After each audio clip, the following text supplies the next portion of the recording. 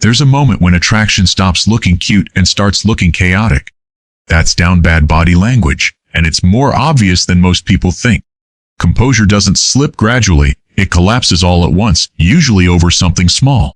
Watch someone go from confident to fumbling their words the second their crush walks in, and you'll see exactly what down bad actually looks like. Let's start with the basics. What does down bad actually mean in body language terms? It's not just liking someone, it's when liking someone starts overriding your composure. Normally, social skills run on autopilot, confident tone, steady posture, easy conversation. Down bad body language happens when that autopilot glitches, specifically around one person. The nervous system, the same one responsible for fight or flight, takes over instead. Your brain ends up juggling two jobs at once, sounding normal and processing real attraction. And usually, something has to give. That's why down bad moments often look less like flirting and more like malfunctioning. Word loss is one of the most common signs. Someone who's normally articulate suddenly can't finish a sentence. Not because they're unintelligent, but because their brain is overloaded in real time. Cognitive resources that normally handle speech get redirected toward managing the emotional spike. Physical restlessness is another major tell. Bouncing a leg, tapping fingers, shifting weight from foot to foot, all signs of nervous energy with nowhere to go. This isn't ordinary nervousness, it's nervous energy specifically triggered by one person's presence. Take that person out of the room, and the fidgeting usually disappears almost instantly. That specificity is what separates down bad from general social anxiety. It's not about the room, it's about the person in it. Another classic sign, forgetting basic information mid-conversation. Losing track of what day it is, what they were just saying, even their own train of thought. This happens because attention narrows so intensely onto one person that everything else briefly blurs. It's not carelessness, it's tunnel vision, quite literally. Psychologists sometimes describe this as cognitive load, too much emotional processing, not enough bandwidth left over. The result looks clumsy on the outside, but underneath, it's actually a sign of real investment. This is why down bad moments often get remembered and laughed about long after they happen. They stand out precisely because they're so different from someone's usual composed self. Interestingly, the more composed someone normally is, the more obvious their down bad moments become. A naturally awkward person barely registers as different. But someone known for being smooth and confident, stumbling suddenly stands out immediately. The contrast itself becomes the signal. Picture this, someone's phone buzzes, and their whole posture changes instantly. They practically dive for it, checking the screen before it even finishes vibrating. If it's not the person they're waiting on, disappointment flashes across their face for half a second. If it is, everything shifts, they sit up straighter, they smile before even reading the message. This is one of the clearest down bad behaviors of the digital age, the obsessive phone check. Normally, people glance at their phone occasionally, casually, without urgency. Down bad shifts that into something closer to anticipation, almost anxious anticipation. Every notification becomes a small emotional event, hope, followed by relief or letdown. Group chats reveal this too. Notice who replies within seconds to one person, but takes hours with everyone else. That response time gap is rarely a coincidence. Social media adds another layer, quietly liking old posts, watching stories the second they're posted. None of this looks calm or strategic, it looks exactly like what it is, mild chaos. And that chaos is oddly one of the most honest things a person can show you. It's hard to fake genuine urgency. And it's not just phones, it shows up in person too. Imagine two friends hanging out, and a third person, their crush, walks into the room. Watch the friend's body language shift in real time. Their spine straightens instantly, almost involuntarily, the moment their crush walks in. Their voice, which was relaxed a second ago, suddenly gets slightly higher, slightly faster. They laugh a little too quickly at things that aren't actually funny yet. Their eyes track the new person's movement across the room, even mid-conversation with someone else. This is down bad hijacking attention in real time, right in front of everyone. The strange part is, the person doing this rarely realizes how obvious it looks from outside. They think they're playing it cool.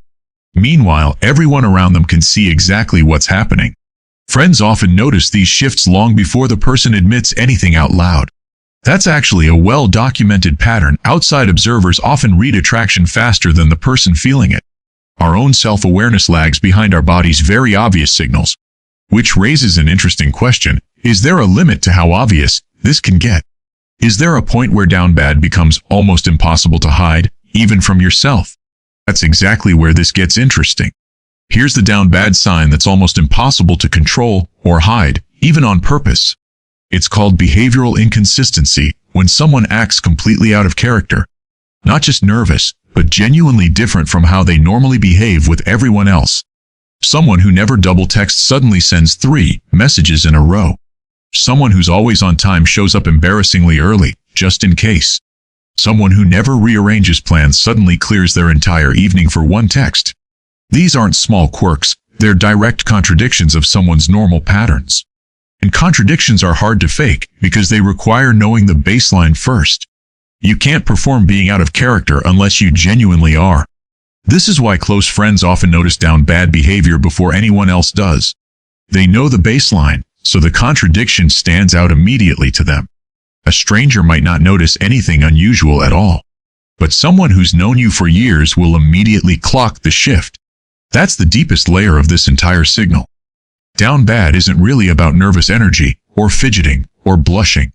Those are just symptoms, surface-level reactions anyone might show under any kind of stress.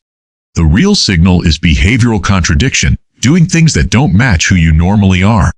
That's what makes it so reliable, and so hard to hide. Think about how much mental effort it takes to just act normal around someone you like. Now imagine trying to also perform being calm on top of that. Most people's mental bandwidth simply can't hold both at once.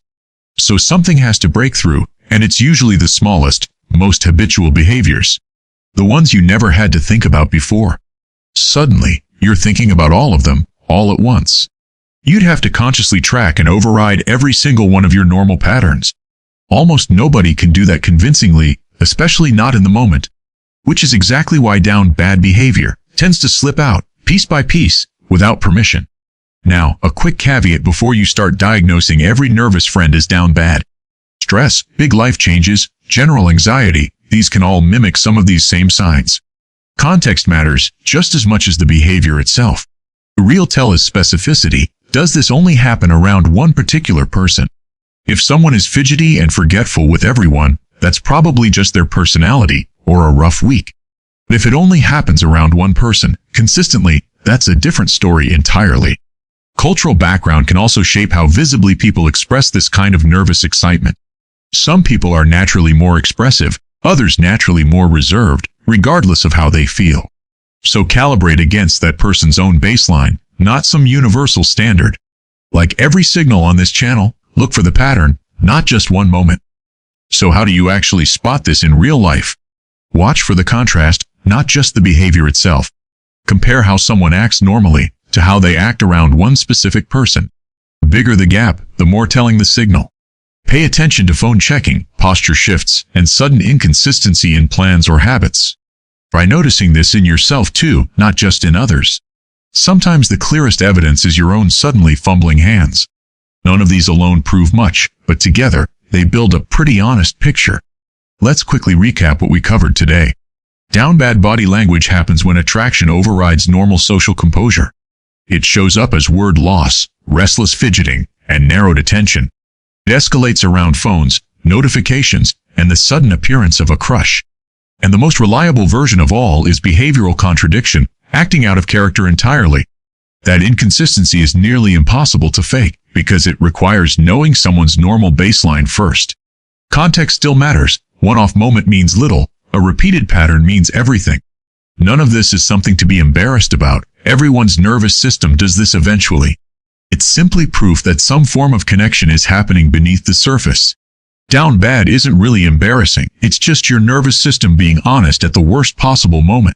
Now you know exactly what to watch for, in others and maybe in yourself too.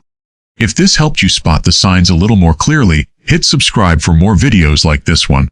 We break down psychology, body language, and human behavior every single week. The next time someone fumbles their words the second their crush walks in, you'll know exactly what's actually happening underneath.